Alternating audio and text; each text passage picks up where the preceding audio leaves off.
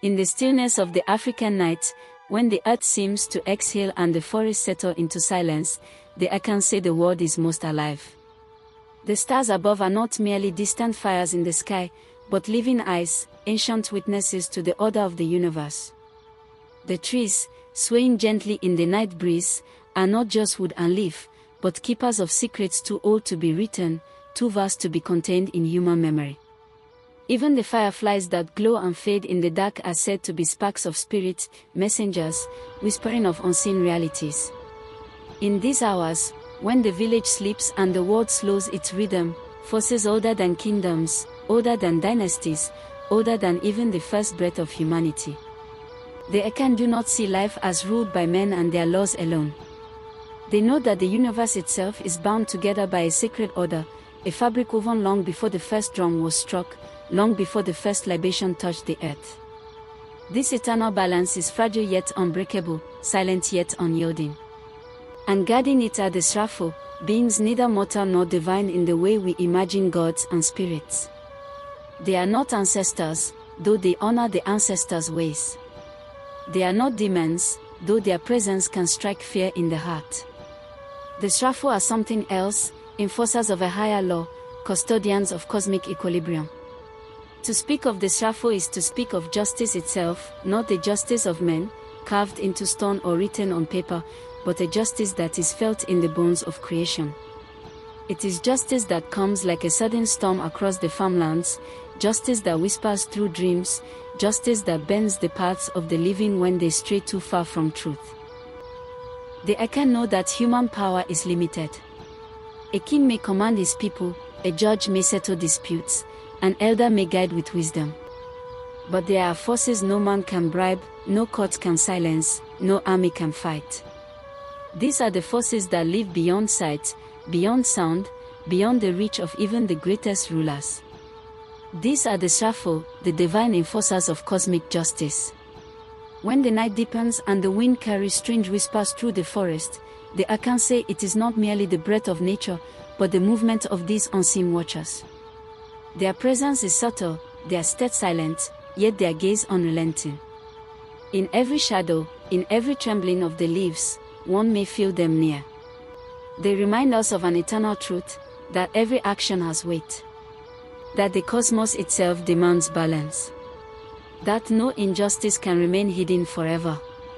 And so, as the stars shimmer above the Akan land, and the forests breathe in unison with the night, the Srafo wait. Watching, listening, measuring the deeds of men against the laws of the universe. For in the Akan world, justice is not optional. It is life itself. To the Akan, the world is never random. Life is not a series of accidents, nor is it chaos without pattern. Instead, existence is seen as a carefully woven cloth, each thread representing a birth, a word spoken, an action taken. Every thread strengthens or weakens the fabric, and when even a single strand is pulled carelessly, the whole cloth trembles. Birth itself is not simply a child entering the world, but a cosmic event. The soul that descends into the body carries not only its own destiny but also the hopes and burdens of ancestors, the expectations of community, and the delicate weight of spiritual balance. To live, therefore, is to participate in something far larger than oneself. When a person speaks, it is not mere sound carried on air. Words carry force. A blessing can heal, inspire, and create. A curse can wound, break, and destroy. The Akan understand that words are not only human tools but echoes of creation itself, vibrations that ripple into the unseen world.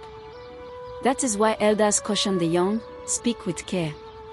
For your tongue does not end in your mouth, it reaches into the spirit. And what of action? A farmer who tends his field with diligence does not simply feed his family, he strengthens the covenant between humanity and earth. But when greed drives someone to hoard, cheat, or exploit, it is not just a moral failing, it is a disturbance in the rhythm of the universe. The Akan know that harmony depends not on laws written in books, but on how human life aligns with nature, ancestors, and the divine order. Yet balance, once disturbed, cannot be mended by human effort alone. Kings may call councils. Elders may deliberate under the great tree. Families may quarrel, reconcile, and make amends. But there are violations that go deeper than human judgment, wrongs that cut into the very fabric of being. And when these wrongs take place, it is not earthly courts or rulers that have the final say. Here, the Srafo step forward. They are not judges seated on thrones, nor soldiers wielding weapons. They are the invisible custodians, the guardians of equilibrium, the unseen presence that ensures no transgression, whether large or small, escapes the gaze of the universe. Where human courts falter, the Srafo endure. Where kings can be bribed, and elders swayed, the Srafo remain incorruptible. To the Akan, this truth is a quiet comfort and a solemn warning. Comfort, because even the powerless can rest assured that no injustice will endure forever. Warning, because even the powerful cannot escape the unseen eye of balance. Thus, life is lived with reverence. Every choice carries weight, every action carries consequence, and every moment is an opportunity to strengthen or weaken the harmony of existence. This is the whisper of cosmic order, a reminder that the universe itself is watching, listening, and waiting. And at its heart, ensuring that balance is maintained, are the Srafo, the enforcers of divine law. The Akan worldview tells us that order and chaos are never fully separated. They coexist like day and night, distinct yet bound to each other. In this delicate tension, there must be guardians, for without guardianship, balance falters. The Srafo emerge from this necessity, not as inventions of human imagination, but as living truths embedded in the very structure of existence. The Srafo are not gods, nor are they ancestors. They are something different, something between. They are spiritual enforcers, beings charged with the task of maintaining harmony when human choices threaten to unravel the fabric of life. To understand them, one must let go of the idea of justice as punishment and embrace the Akan idea of justice as restoration. Think of a crooked tree growing in a sacred grove. Left alone, its bent trunk could topple and crush the plants around it. The Srafo do not destroy the tree outright, nor do they ignore its crookedness. Instead, they bend it back, guiding its growth, ensuring that the grove remains whole. So too do they bend human destiny when it strays from balance. Their presence is subtle, yet undeniable. They are felt in the misfortune that follows arrogance, in the illness that shadows dishonor, in the dreams that trouble the guilty. When a leader hoards wealth meant for the community, and suddenly finds his prosperity crumbling, the Akan whisper, the Srafo have intervened. When a family mocks ancestral obligations and their harmony collapses into endless quarrels, again, the Srafo are at work. But unlike vengeful spirits, the Srafo are not moved by anger or desire. They are not provoked by emotion, nor swayed by offerings of wealth or bribes. Their work is rooted in cosmic necessity. Just as rivers must flow to the sea, and the sun must rise after night, the Srafo act because balance demands it. It is said that their origin lies in the very breath of Nyam, the Supreme Being, who set the universe in motion. If their bosom, the deities, are the hands that shape creation, and the ancestors the voices that guide humanity, then the Srafo are the eyes that never close. Eyes that see not just what humans do, but why they do it.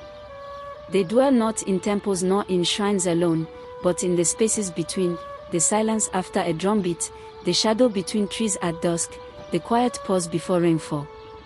They are near, yet distant. Known, yet unknown.